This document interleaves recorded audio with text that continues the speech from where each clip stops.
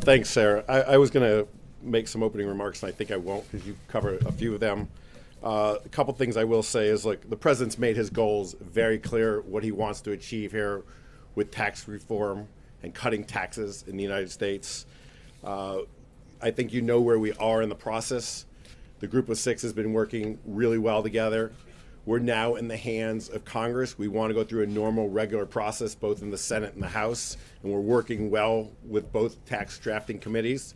And the committees will continue to work, and they're working really, really well and really quickly. And we're trying to drive tax reform as quickly as we can. I think you know the basic premise behind it. I'm not going to take you through what we've talked about before. You know, again, a question we get asked a lot, so I'll say it right now.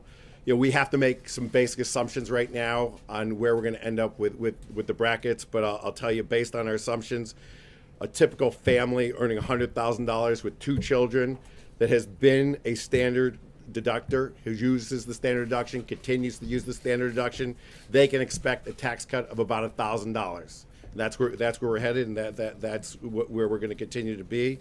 And with that, I think I'll open it up to questions and see what's on your mind. Go ahead. Gary, the big criticism, well, there's been some criticisms that it's a giveaway to the rich, but the one criticism that seems to be relevant for your home state, Connecticut, California, other states, is that by eliminating the state and local deduction, there are certain people who will suffer double taxation. These are obviously itemizers. But is that a hard and fast red line with you, or would you be willing to give that up in congressional negotiations? Our plan is based on lowering rates and expanding the base.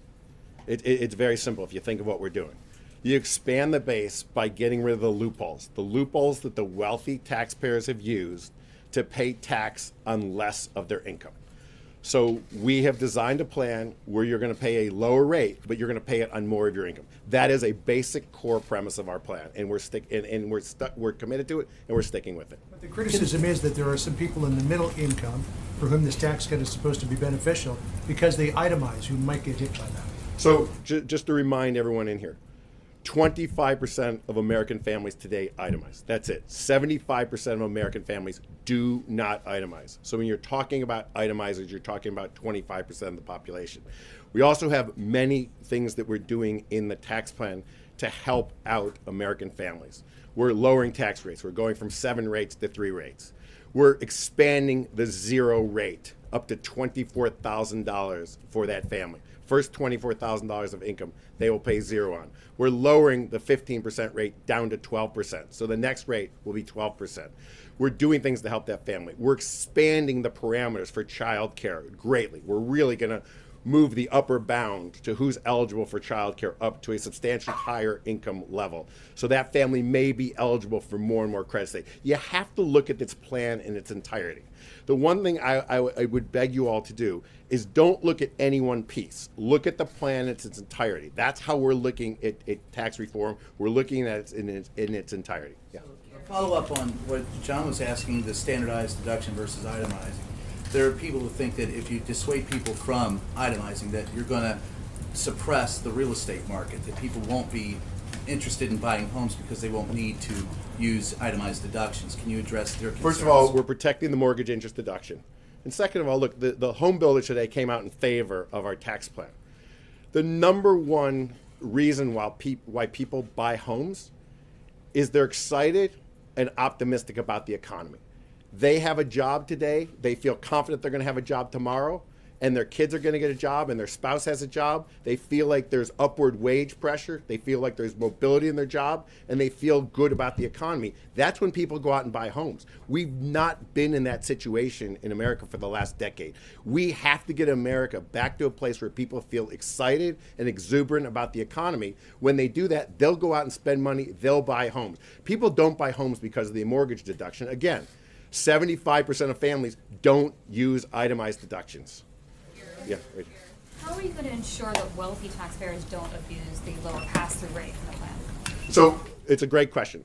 We have spent enormous amount of time on the anti-abuse language for pass-throughs. The last thing we want to see is wealthy individuals or wealthy groups or families move their tax rate down from the 35% rate to a 25% rate.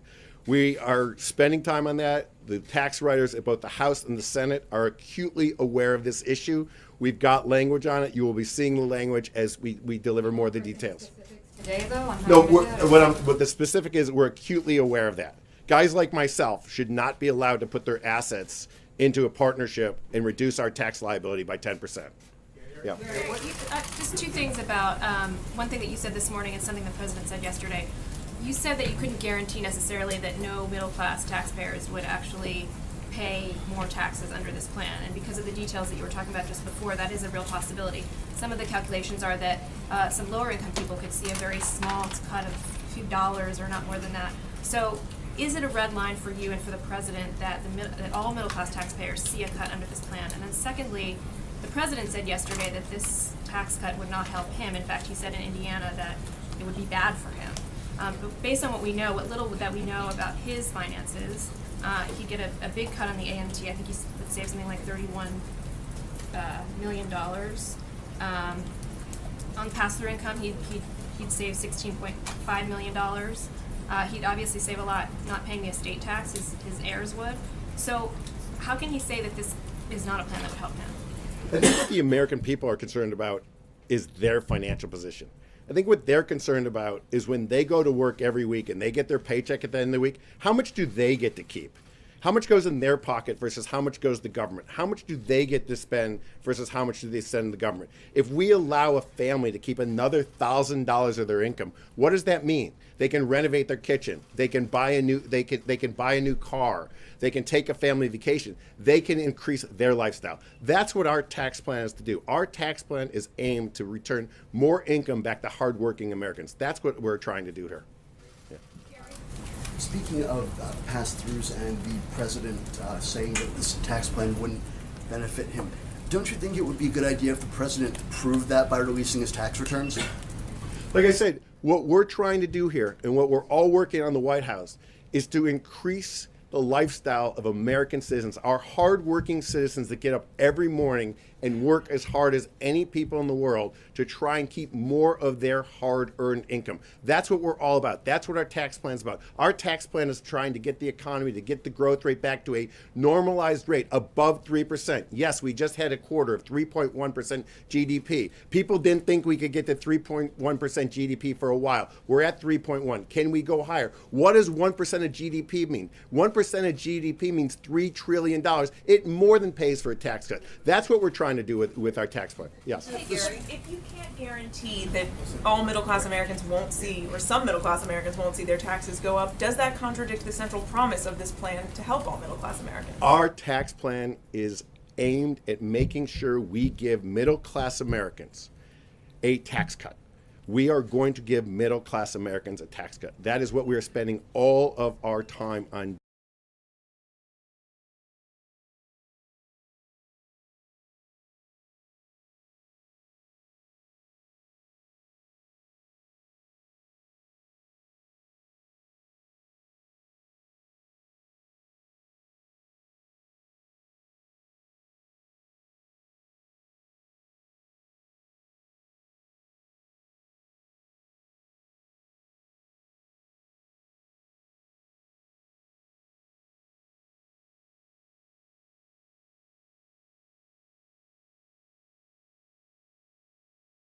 Doing, and we've got lots of tools at our disposal to make sure we do that, and that's what we're going to do. All of them will see a tax cut. None of them will see a tax As I cut. said this morning, and I'll say it again, I could read my statement from this morning. I liked it so much this morning. I'd say it to you again. I cannot guarantee that. You could find me someone in the country that their taxes may not go down. Remember, we have 50 states, we have counties, we have cities, we have long-term capital gains, we have short-term capital gains, we have all different types of structures in the tax code. I'll guarantee you could find someone in this country, maybe one person who their taxes may not go down. Yeah. Gary, can you walk us through the timeline for how you think the tax rating committees will get through this? And what confidence do you have that given what's happened so far this year on Capitol Hill, that they will actually get this done? And secondly, why did you decide to stay at the White House in the wake of Charlottesville? So I'm very confident that the House and the Senate are working as quickly as they can. If you look at Chairman Brady right now and what he's doing in the House Ways and Means Committee, they are working. They came in on Sunday to start working on the tax plan. They continue to work every day. Chairman Brady has said that they will get through the tax plan as quickly as they can. We would hope that we get through the House in October. We would hope to be in the Senate in November, and we'd hope to have a bill done by this year. Why am I here? I'm here just for this reason. Think about the opportunity that I'm involved in with the President Trump in being able to rewrite the tax code, something that hasn't been done for 31 years. The amount of impact that we can have on the U.S. economy and U.S. citizens in changing the forward outlook of the United States, this is a once-in-a-lifetime opportunity, and I would never miss this. Gary, one follow on that, and then my question, which was, does that mean when you're done with tax reform that you will no longer be at the White House? Did you mean to imply that? But when you talked about... There are many more once-in-a-lifetime opportunities at the White House. We'd love to hear what would make you stay. On the child tax credit, which we have heard Ivanka Trump talk about, campaign on, can you give us any kind of description as to what that will look like? I know it's still being written, but what is the goal here? Will it be refundable? What are some of the broad outlines? So I think we said in our outline yesterday, if you read it, the existing child care credit is refundable and will stay refundable. The additional money that will be put into the credit will be non-refundable. We want to encourage people to work. We want to have people have taxable income to take the credit against. The size of it, we're still working out as that is what range in mind. we have a range in mind. Yes. Can you give us an We're sense of continuing that? to work on that range. Again, we are working on delivering a large middle income tax cut to American workers, one that they rightfully deserve. Let me go back to the room. Eamon? The Committee for Responsible Budget said that the plan will add $2.2 trillion to the deficits. Are they wrong? We think they're wrong, but we think they're wrong because the way they score. But let's not argue if they're right or wrong. Let's not argue that. We firmly believe that this tax plan will have a dramatic impact on economic growth. We know that 1% change in GDP will add $3 trillion back. So if they're right, we're only going to pay down $800 billion of the deficit. I'll live with $800 billion pay down. Amen? Gary. Thank you, Gary. I appreciate the opportunity. On the corporate side, your critics say that on the repatriation of overseas assets, that history would show that companies don't always use those assets when they're repatriated to invest in manufacturing and jobs and the things that you guys are talking about. They do share buybacks and other financial engineering. How can you guarantee that that won't happen this time? So look, we've heard that numerous times. If that's our worst case scenario, that companies repatriate their money and they use it for share buybacks and dividends, what happens? They buy back shares, they issue dividends. They pay the repatriation tax, we get another 20% tax on capital gains or dividends, and then the people that get that money back do what? They reinvest it back in the economy, in new investments, in new capital. We're putting some very enticing rules into the system that will entice people to invest capital for the next 5 years. We're giving people a 5-year write-off that they can instantly expense. So look, if that happens, that's fine. We know that that money will get invested right back in the economy and drive jobs, drive economic growth, drive wages, and drive prosperity. Right over here. Thank you, Gary. You've been asked a question twice and you didn't answer. I'd like to get you to answer this because I get your messaging on the middle class. You've made that very clear. But this tax plan as it stands now appears that it will benefit the president and his family. Why not just be candid about that?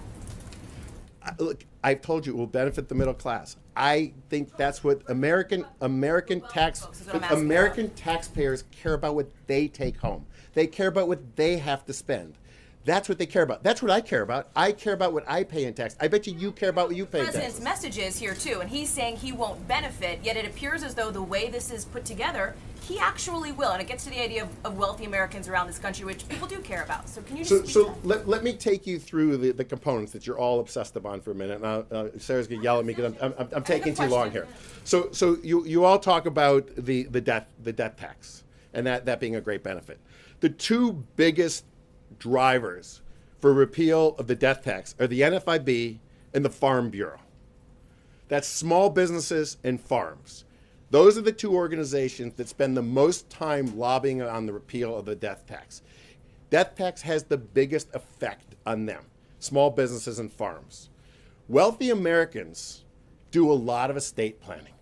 They can use trust. They can use all types of things that are legal within the tax code to make sure they don't pay death tax.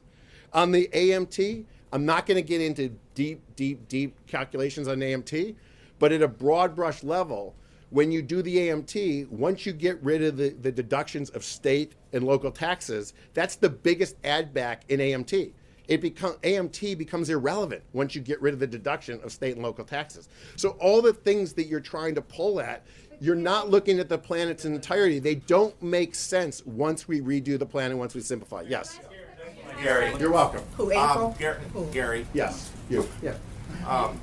Just as a follow-up question on that, in your penultimate appearance of this group, you said that I cited to you the worry of groups such as Jim Martin and the 60-plus Seniors Association that you were going to drag out repeal of the death tax, that it wouldn't be immediate, and you said at the time it was immediate. Is that final? Is it going to be an immediate repeal and go off the books as soon as the new tax reform package is passed? In our outline, it's immediate. It's immediate. And the same with the alternative minimum tax? It's immediate. Everything's Gary, can I ask immediate. a- The only thing that phases out is the 5-year expensing, is a 5-year expensing. Yes. Last one, guys. Speaking of small businesses, let's start negotiating, because yesterday Senator Schumer said that Democrats may be willing to work some kind of small business tax relief into whatever comes out of all this. Where do you start negotiating on that? What offer do you want to make, perhaps, to the Democrats? Our offers, our opening offer and our final offer are on the table. We were happy to start at 25, and we're happy to go lower, and we're happy to start at 20 on corporates and go lower. So there's our opening offer. If he wants to counter something lower, we're very negotiable. Thank you. Gary, can I follow up? One more?